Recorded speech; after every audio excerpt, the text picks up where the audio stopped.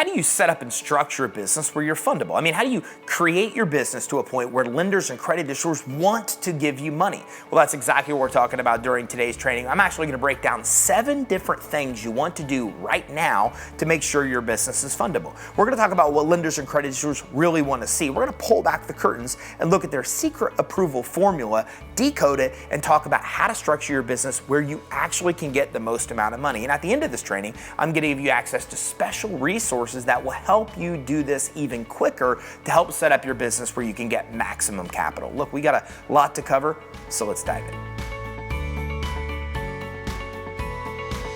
Okay, so let's dive into 7 different tips, 7 things that you really need to know to set up your business where it's fundable. Let's start right from the beginning, which is your entity.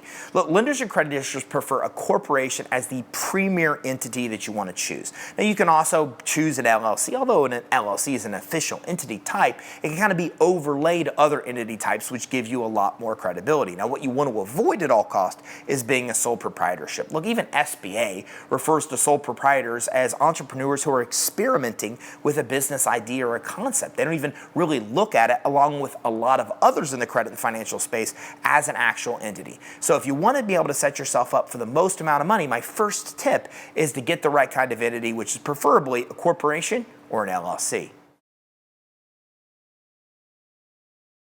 My second tip is to make sure you get your EIN number. Look, your Social Security number is what's used in this country for the IRS to recognize you as an actual person and a citizen of the United States. Well, that's exactly what your EIN is. Your EIN is used by the IRS and other entities, lenders, credit issuers, to actually see you as a real business, as a real entity here in the United States. Now, you can actually surprisingly have a business without an I or without an EIN number. So, for example, if you're a sole proprietor, you are the business. You and the business are one and the same, so you don't even need to have an EIN number. But getting an EIN number is crucial to giving you the credibility that you need to build the fundable foundation. And it's also essential if you ever want to build a business credit profile and score, because your business credit's linked to your EIN, the same as your personal credit's linked to your Social Security number. So make sure you get an EIN number. There's only one place you want to do this where it's 100% free, and that's irs.gov. So after you've set up your entity with your Secretary of State, make sure you go to get your free EIN number from irs.gov and use that EIN number when you apply for credit and financing. It goes a long way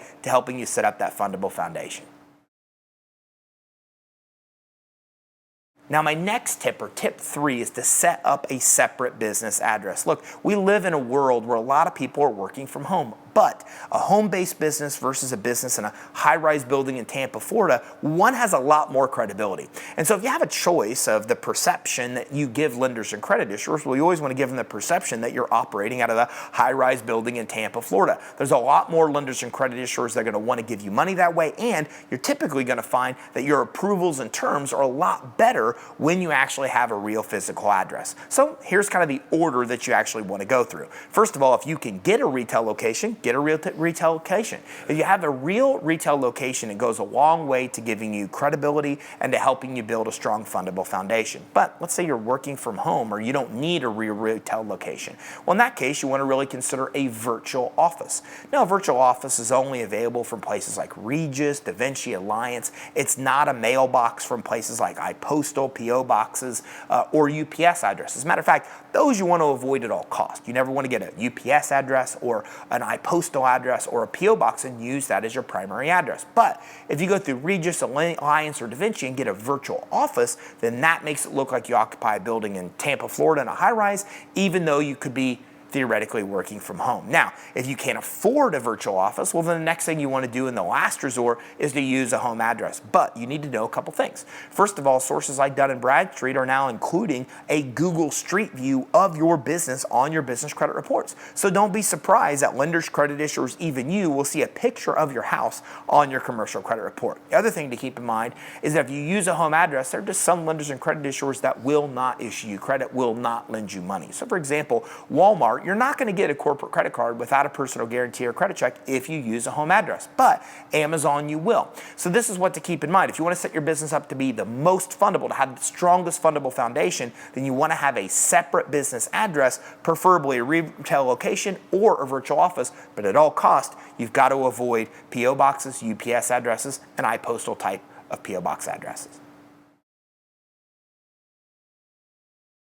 And my fourth tip is that you want to get a separate phone number for your business. Look, one of the worst things you could do is use a mobile phone or a home phone on your application for credit and financing as your business phone number. Lenders and creditors' computers immediately recognize those phone numbers for what they are. Home phone numbers or mobile phones, and you lose a lot of credibility. So you can go to places like Ring Central or Freedom Voice or a lot of other voice over IP or virtual phone providers and get a separate phone number for your business. While you're at it, make sure the phone number is toll free and also make sure it's listed with 411. Look, listing with 411 is one of the secret credibility checks that a lot of lenders and credit issuers have. Just because your phone number is listed with 411 goes a long way to giving you a lot of credibility for your business. So make sure you get a phone number for your business, make sure it's toll free, and make sure it's listed with 411.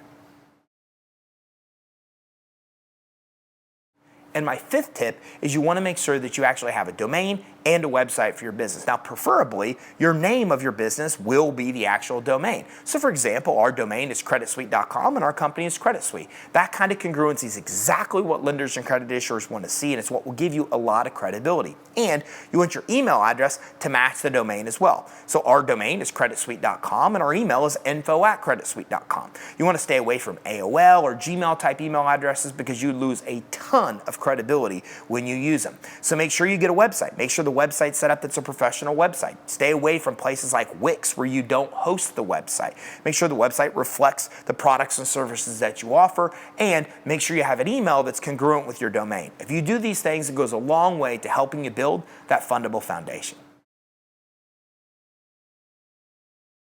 Now, my sixth tip is that you need to have a business bank account. And this is so important for so many reasons. First of all, there's a lot of financing out there that's available with just 6 months of you running consistent money through a business bank account. But you have to separate it. You can't be using a personal bank account to run money through. This commingling of funds will cause all kinds of issues when it comes to getting financing. So the minute you set up your business and you have your EIN and you have your entity set up, you want to set up that business bank account. Just because you're running money through there, 6 months down the road opens up all kinds of funding options for you, but it also calculates into multiple scores. Look, a lot of entrepreneurs don't even know that there's multiple credit scores they have that actually just look at how they manage their bank account. So 2 of these, for example, are check systems and your bank rating. And both the bank rating and check systems that lenders and credit issuers look at to determine if you should be approved for credit financing, how much you should get, and the rates and terms you'll pay, look at how you manage your bank account and take into account how long you've had your bank account open for.